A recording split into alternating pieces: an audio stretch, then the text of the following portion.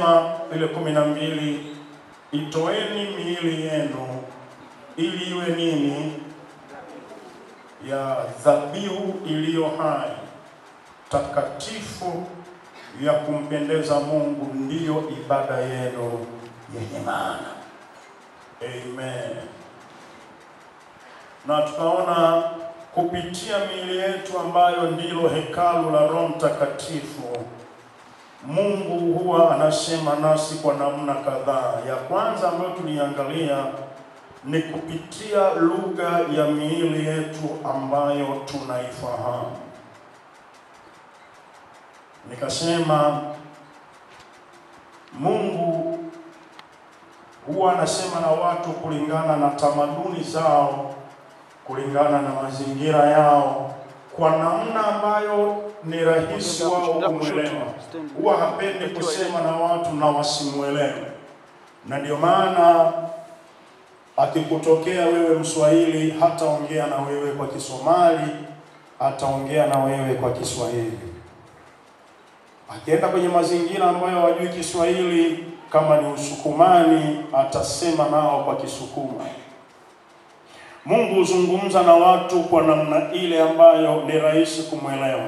Na ndio maana utaona hata lugha ya Biblia imetumika lugha ya mazingira na utamaduni wa Mashariki ya Kati kule Palestina na Israeli, kwa sababu ndiko ambako alikuwa anazungumza nao wale watu wa kwanza kabla Biblia haijaandikwa.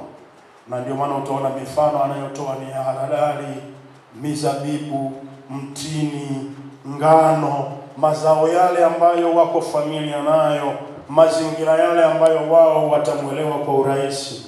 Alipoenda kwa kina Petro akamwambia, sasa mtavua samaki, mtakuwa wavuvi wa watu. Ile ni lugha ambayo mvuvi anaielewa vizuri. Amen.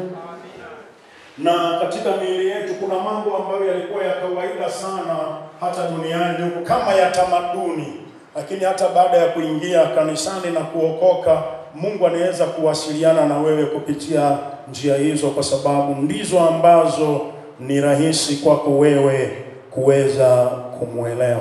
Miili inaongea. Tuligusa sana wiki iliyopita hapo. Miili ina mawasiliano. Miili inaongea. Ukiamka kichwa kinauma, maana yake mwili wako unakuambia kuna wadudu wameingia mwilini ambao wana madhara. Na ndio maana yule ambaye anaugua na asisikie dalili yoyote, mwili usiongee, huwa wanakufa ghafla. Maana ataendelea na shughuli zake kama kawaida, kumbe ana tatizo kubwa ndani na mwili haujatoa taarifa. Mtu huyu anaanguka, anasema alikuwa mzima, kwenda kupima anasema mapafu yalikuwa yameshaisha, ametoboka.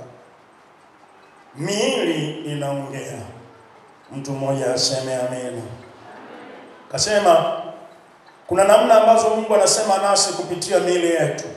Umelala usingizi wako vizuri usiku wa manane, ni kama kuna mtu amekuamsha na hujui nani amekuamsha, na unajaribu kutafuta usingizi kwa staili zote ambazo unazijua, hata ile staili ambayo ni the best kwako, na usingizi hauji. Ni mwili unakupa taarifa, Mungu anawasiliana na wewe. Na kwa mtu anayefahamu sauti ya Roho Mtakatifu, ukiona namna hiyo, umeshtuka usiku, unatafuta usingizi hauji, ingia kwenye maombi. Kuna jambo la kushughulikia kwenye ulimwengu wa roho. Na kama umejazwa roho na kunena kwa lugha mpya, hapo ndio wakati wa maombi ya kunena kwa lugha mpya. Kama haujajazwa roho na kunena kwa lugha mpya, huo ni wakati wa kuingia kwenye maombi ya vita, kuangusha ngome, kusambaratisha na kuharibu kila kusudio la adui ambalo amelikusudia lije mbele yako. Amen. Amen. Tunaandika moja Wakorintho wa pili 7:5. Wakorintho wa pili 7:5 imeandikwa hivi: kwa maana hata tulipokuwa tumefika Makedonia, miili yetu haikupata nafuu, bali tulidhikika kote kote. Nje palikuwa na vita, ndani hofu. Ukifuatilia haya anayosema Paulo, nje kulikuwa na vita, hamaanishi kwamba kulikuwa na bunduki kule nje watu wanarushiana risasi au mishale au mikuki. Miili yao alikuwa anapoteza amani. Miili inajisikia uncomfortable, hujisikii kutulia. Hujawahi kuona alinisimulia mtu mmoja akasema alikuwa amekaa eneo fulani na akajisikia, yani mwili wake tu unasisimka ovyo ovyo, kana kwamba kuna baya litotokea muda wowote. Ana akajisikia tu ahame, ile amehamia eneo nyingine. Pale alipokuwa gogo mti uliangukia pale, yale mamiti ambayo yamekatwa kama ligogo limesimama likapiga pale. Miili inaongea. Haujawahi kuona unaingia kwenye nyumba fulani, ile unaingia tu unasikia yani mwili unasisimka toka kichwani mpaka miguuni na hakuna aliyekusisimsha. Maana yake ni Mungu anakupa taarifa, eneo lile ambalo umeingia kuna ufalme wa nguvu zingine huko pale.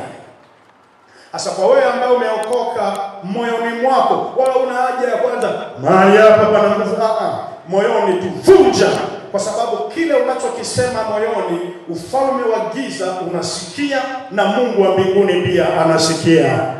Hebu mtu mmoja aseme amina mahali hapa. Wangapi unajua kwamba unaweza kuomba kimoyomoyo na Mungu akajibu? Unaamini hiyo? Biblia inasema mpumbavu amesema moyoni mwake hakuna Mungu. Kumbe kuna kusema moyoni na Mungu anasikia. Ukiona umeingia eneo fulani mwili ukasisimka, kuna kusisimka aina mbili. Kuna ile kusisimka uwepo wa Mungu, yenyewe inaambatana na amani ya Kristo ndani na utulivu. Kuna ile kusisimka mpaka unasikia na mapigo ya moyo kiding na hali ya hewa, yani unajisikia kwamba hapa si niondoke hapa. Tofautisha aina hizo mbili. Mtu mmoja aseme amena mahali hapa. Paulo anasema tulipofika pale miili yetu haikutulia, haikupumzika. Alikuwa anajisikia vita, ni kama kuna hatari. Mwili muda wote unasikia ni kama kuna kudhurika. Miili, Mungu anazungumza na watu wake kupitia miili. Hebu sema amina uliyenielewa. Nasema sema amina uliyonielewa. Nimesema hili tofauti na ile hali ya kawaida ya kusisimka ya hofu. Ukiona kama umeingia kanisani hivi, moyo unalipuka na kwenda kasi, hiyo sio Mungu anaongea na wewe, ni pepo anapata shida. Mwili unasisimka na hofu inaingia, au na hasira fulani inaingia ambayo haikuwako, ni roho chafu, ni saini, ni dalili za roho chafu. Ukiona umeingia vitu vinakimbia mwilini, vinatembea, vinachakatika, ni dalili za roho chafu. Kuna wale ambao unakuwa unasikia kama una uvimbe, lakini unapoingia kwenye uwepo wa Mungu kama hivi, mara unasikia ule uvimbe ni kama unatembea. Ulikuwa ubavu huu, mara uko kwenye kitovu kwa tumbo la chini, unakaba, mara unahamia huku, basi ujue ni dalili za nguvu za giza. Maumivu ya ghafla ambayo hayakuwako. Umekuja salama, umeingia katikati ya ibada wakati wa sifa au wakati wa neno kama hivi, mara maumivu ya ghafla ambayo hayakuwako, ni mara nyingi inakuwa ni shambulizi la adui. Na leo hii kwa watu ambao wana dalili hizo, tutaenda kufanya maombi pamoja nao na Mungu ataenda kuwafungua kwa jina la Yesu Kristo aliye hai. Sema amina iliyoshiba. Niko kwenye gari siku moja na drive na abudu Mungu ndani, natoka Nzega na kuja, ghafla nikasikia uwepo wa Mungu.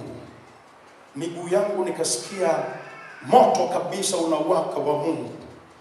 Na nikasema Mungu, uwepo umenishukia, kuna nini? Na nikajua moja kwa moja kuna kitu Mungu anataka akifanye muda sio mrefu. Wanafahamu pale ambapo Mungu anataka kufanya huduma fulani kwa mtu fulani, mara zingine anaachilia uwepo wake juu yangu na ninausikia kabisa. Mara zingine ninapomwekea mkono mtu, nasikia kabisa nguvu ya Mungu ikipita kwenye mikono yangu na kuingia kwa huyo mtu. Mara zingine namwambia kabisa nguvu ya Mungu inaingia ndani yako, na unashangaa mtu nguvu ya Mungu inampiga pale.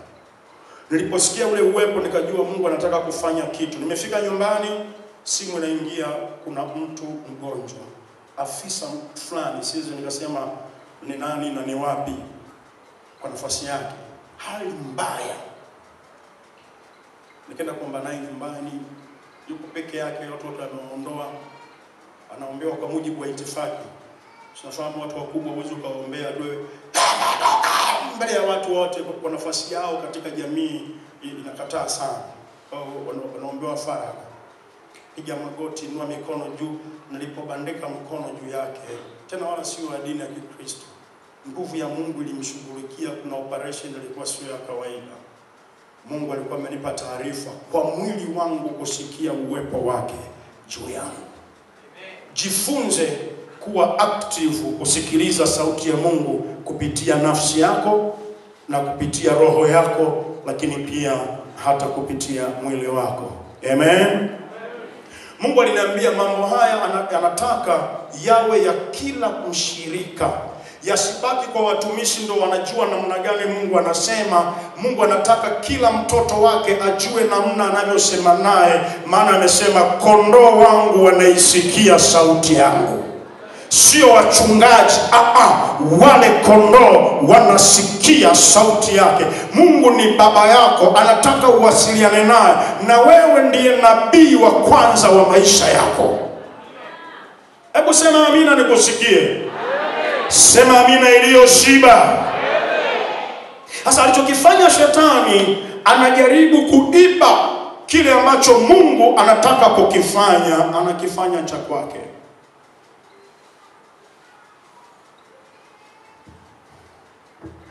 Kanisani tuna wachungaji, duniani kuna waganga wa kienyeji. Maana kanisani wachungaji ndio wanashughulika na mambo ya kiroho, duniani waganga ndio wanashughulika na mambo ya kiroho. Shetani anajaribu kukopi kwa Mungu, alafu anatengeneza feki yake. Kanisani tuna neno la maarifa ambalo linafunua kinachoendelea kwenye maisha ya mtu. Kwa mganga wa kienyeji kuna roho ya utambuzi ambayo inafunua kinachoendelea kwenye maisha ya mtu. Shetani anajaribu kukopi anachofanya Mungu, anatengeneza feki yake. Sasa tunasema feki zote zikashindwe kwa jina la Yesu, original ziinuke katika jina la Yesu aliye hai. Hebu mtu mmoja aseme amina mahali hapa. Kanisani kuna unabii, kwa waganga wa kienyeji kuna ubashiri, anabashiri.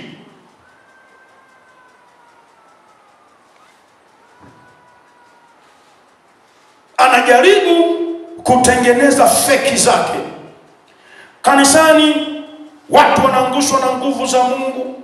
Kanisani watu wanatolewa pepo, wanapiga kelele. Na waganga na wenyewe kuna ngoma za majini, za kutuliza majini. Na mwenye atapiga kelele, ataongea, ila kuna style mbili. Wao wanatuliza, sisi tunangoa kwa jina la Yesu Kristo. Wao wana negotiate, unataka nini? Mbuzi, mbuzi, mbuzi. Kuna dada mmoja miaka ya nyuma Unyamwezini alikuwa na hamu ya ndizi na hanunui ndizi nyumbani, akajipandisha pepo feki. Nini? Madoki, madoki, madoki. Walipompa ndizi akala akatulia. Ilikuwa ni njaa tu ya ndizi. Una habari hata kunena kwa lugha, mpaka kuna watu wanaigiza kunena kwa lugha. Hujawahi kuona unakemea pepo, jamaa anaanza kunena kwa lugha na ni lugha feki. Maana unaisikia ndani inakataa kwamba hii sio original hii. Ukibandika mikono, ukiachia fire, anachomoka kule anakwenda. Ni kwamba shetani anajaribu kuunda feki ili kujifananisha na Mungu. Hiyo ni njia ya kwanza ambayo Mungu anaitumia kupitia miili yetu, kwa lugha ambayo miili inaelewa kwa urahisi. Lakini njia ya pili ambayo Mungu anaitumia kupitia miili yetu ni kupitia kipawa alichokiweka ndani yako. Kipawa kinazungumza kusudi la Mungu kwako.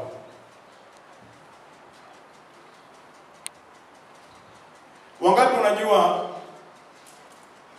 kama wewe ni mwalimu, kipawa cha walimu kufundisha ni Mungu ameweka ndani yako? Wangapi unajua kama wewe ni fundi, ni Mungu ameweka kipawa cha ubunifu na ufundi ndani yako? Ndio maana mtoto yeyote akiwa ni fundi, tangu akiwa mdogo, kazi yake utamshangaa ni kutengeneza magari ya waya, magari ya maboksi, anafanya hiki, anafanya kile, kwa sababu ile ni kitu ambayo kimeumbiwa ndani yake. Kwa lugha nyingine Mungu anakuambia hivi, Usihangaike kutafuta kusudi la maisha yako ambalo mimi nimeliweka ndani yako. Utaishi vipi? Angalia kipawa nilichoweka ndani yako kinaongea kile ambacho nataka ukifanye kwa ajili ya maisha yako. Haleluya. Sasa mimi siongei wale ambao anaingia kwenye eneo kwa sababu ndio pamebakia na ajira hapo peke yake. Naongea kipawa halisi. Kuna watu tangu utoto anajisikia awe muuguzi, nesi. Lakini kuna mwingine ameingia kwenye unesi kwa sababu alijaribisha biashara ikampiga, wakasema hebu nenda kwenye unesi, ndio pamebakia kuna ajira Wizara ya Afya. Sasa alikuwa mfanya biashara, akahamia kwenye unesi. Roho ya biashara haiondoki. Ndio hao ambao wanauza dawa wodini, wanauza gloves wodini. Unataka kujifungua mpaka umpe hela, maana ni biashara. Nesi nimeandikiwa nani anakuandikia? Ndio mmekuja odi. Kaka waga tuwashughulikie hivi. Eleweka. Nesi mmoja anaomba rushwa kwa mama mjamzito, anataka kusukuma mtoto, nesi amekomana rushwa. Alipoona hatoi, nesi akaenda kujikalia kwenye kachumba kake. Nesi, anda kelele. Nesi, we mama, hatakuwa wote. Uliyakoroga peke yako. Nesi anakuja kushtuka, mama ameshasukuma mtoto, anatoka ndio kudondoka chini. Huyu ni mfanya biashara, amekosea njia jamani.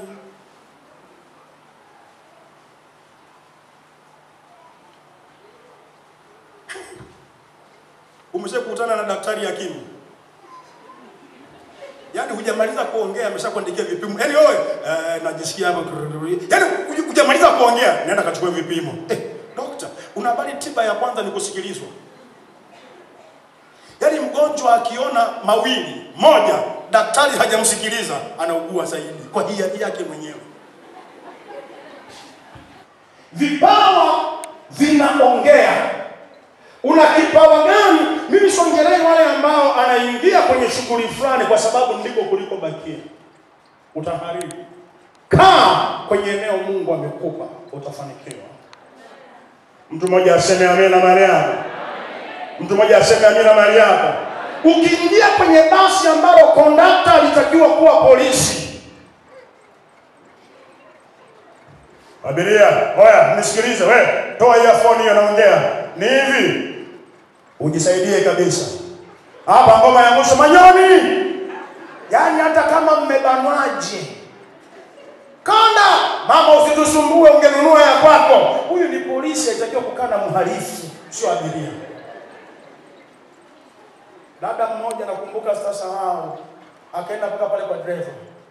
Nataka kujisaidia. Konda anafoka, driver anafoka. Akaondoa neno kujisaidia akaliweka kama lilivyo. Nataka hiyo iwaza kaisema pa. Hawamuelewi. Unajua nini? Alipandisha nguo pale kwa driver maeneo yale. Anashusha break nenda. Akaambia hamnijui. Kuna binadamu huko duniani.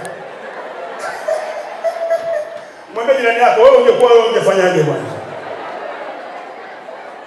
Ni kwa sababu alikutana na kondakta hakimu.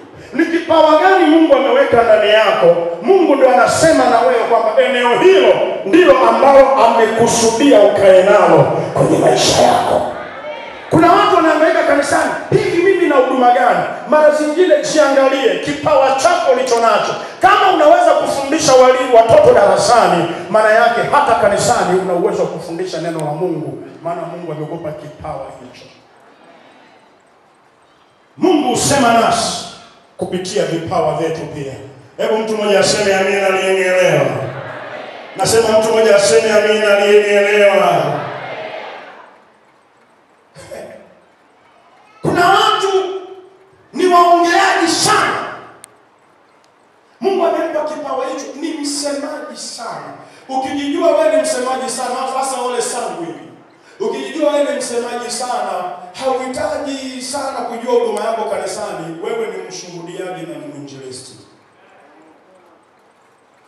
Hivi mnaniunga mkono Kuna watu wasemaji wana uwezo wa kuingia popote wakashawishi watu kwa jambo na watu wakafanya. Wewe ni mwinjilisti, una uwezo wa kutumia kipawa hicho kwa mafuta ya Roho ukawashawishi wengi wakaja kwa Yesu Kristo.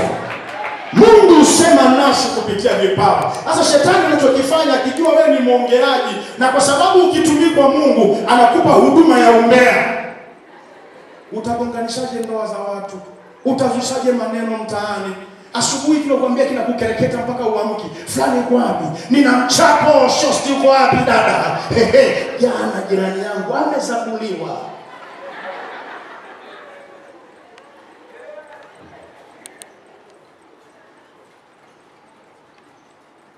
Mwimbaji duniani ukiokoka uhitaji kujiuliza, kama duniani ulikuwa unaimba, maana yake Mungu shetani aliimba kipawa hicho kukitumia duniani, kanisani pia unaweza kuwa mwimbaji mzuri sana. Na ndio maana waimbaji wote waliokuwa duniani walipoingia kanisani walifanya vizuri. Walifanya vizuri. Na waimbaji wengi duniani ukiwafuatilia, wengi, sio wote lakini wengi, kanisani walikuwa waimbaji, wakakorogeka akili, wakaingia kwenye muziki wa dance. Kile ambacho ulikuwa unatumiwa nacho na adui ni mbadala wa kile ambacho Mungu alitaka kukutumia nacho. Nimesema shetani hamtumii mtu kwa chochote isipokuwa amekopi kwa Mungu akaunda feki yake. Halo? Hivi tuko pamoja mpaka hapo watu wa Mungu? Mtaniunga mkono wale waliokuwa waganga wa kienyeji duniani au waliokuwa wachawi sana duniani, wanapookoka Mungu huwatumia sana kwa neno la maarifa kuona kwenye ulimwengu wa roho na kupambanua roho. Fuatilia. Wengi waliokuwa wanatumika kwenye ushirikina, Mungu huwatumia sana kwa roho ya maombi na maombi ya vita, kuangusha ngome, kufungua maeneo, kwa sababu anaujua ufalme wa giza vizuri. Anapohamia kwenye ufalme wa Mungu, Mungu akimfunulia mambo ya rohoni, na shetani akijifunua, ni rahisi sana yeye kujua huyu ni shetani, huyu ni Mungu, maana kule ndiko alikokuwa akichezea. Ninaongea na watu mahali hapa. Kabla sijaokoka nilikuwa navuta bangi. Sasa hivi hapa nikikutana na mvuta bangi, hata asiponiambia, nikiangalia tu ile frame yake najua huyu ni mwana. Hivi naongea na watu mahali hapa. Niliwasiliana hapa wakati fulani Bariadi, nilikuwa nimekaa hapa watu miaka hiyo 90 kitu, bado usafiri mgumu. Kakangu alikuwa mtumishi wa serikali, tunakaa kule Somanda, kutaka kusafiri na kuja kulala kwenye guest mjini, niliwamkie stand hapo maana ni mbali. Nimeingia kwenye guest pale, nimekaa pale nje najiuliza, hivi hapa nitapata wapi bangi hapa? Nalalaje leo bila kuvuta hapa? Leo nalalaje hapo bila kuvuta?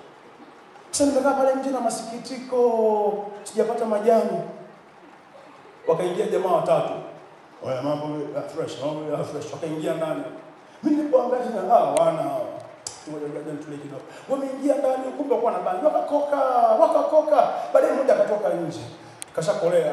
Bwana mshikaji, wajua nilipopita hapo nikakucheki nikajua wewe mwana, hebu njoo mwanangu. Ingia kule ndani na mnaye nikakuta pamekolea, udi umechoma chumbani hilo, nikakuja. Mwingine anasema bado zipo, nilimchungaji kichwani, wao tusizoeane.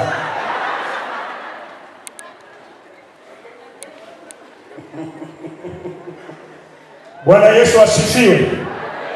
Kwa hiyo tulikuwa tunafahamiana. Kahaba yoyote akihamia kwenye mtaa, mpe wiki moja, tayari ameshawajua vikahaba vyake yote wako kampani tayari. Utapindi familia moja miaka yote. Yaani kiangalia wewe, alafu wenyewe wao wahitaji makahaba, wanaitana wajanja. Huyu mjanja yuko nini? Bwana shosi ona banga wapi? Jampola twende jioni na mimi banga. Au unaongea uongo? Mbea akiingia kwenye mtaa, mpe wiki mbili, wa mama wa Mbea wote wameshakuwa marafiki zake. Yaani imekaa hivyo. Na Biblia ikamaliza ikasema hivi, watu wawili hawawezi kwenda njia moja wasipopatana. Roho huwa inavuta roho. Sasa kupitia kile ambacho adui alikuwa anakutumia nacho duniani kwa ajili ya ufalme wake. Ukiokoka, Mungu atakupa original yake. Ile ilikuwa ni fake. Hivi ninaongea na watu mahali hapa. Nasema ninaongea na watu mahali hapa. Shetani mwenyewe anaangalia watu wenye vipawa ili avitumie kwa ufalme wake kwa njia feki na mbaya. Ukiokoka, Mungu anakupa original yake ili ujenge ufalme wake. Amen. Ndio maana nikasema waliokuwa wambea sana mara nyingi ni wainjilisti na washuhudiaji. Mtu mmoja akaniambia waliokuwa makahaba sana duniani kwa sababu walikuwa wamezoea sana kutoa miili yao. Hata kanisani huwa ni watoaji sana. Sisi nimeongea neno gumu, mwingine anaanza mama fulani. Uwe na adabu. Ukiangalia kwenye Biblia alilipa mfano mmoja wa Mariamu Magdalene. Alikuwa na mapepo 7 ya ukahaba. Yesu aliyachomoa yale mapepo.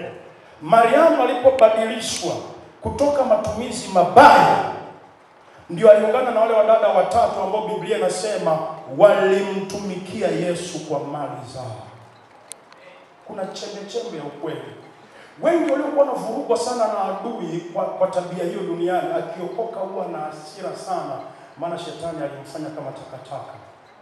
Wakikaa sawa na Mungu wanajitoa, na mara nyingi wako mstari wa mbele sana kwa kazi ya Mungu. Kanisa la FPCT Shalom Temple liko mtaa wa Nyihogo hapa Kahama mjini. Unavuka pale njia panda ya Dolphin, unaelekea kama unakuja halmashauri ya mji. Ukishavuka halmashauri ya mji, mkono wako wa kulia utavuka barabara ya kwanza ya vumbi na barabara ya pili ya vumbi. Barabara ya tatu utakata kona mahali panapoitwa Mnazi Mmoja, na kisha utavuka studio ya Kichomi na utakwenda kama hatua 20 au 30.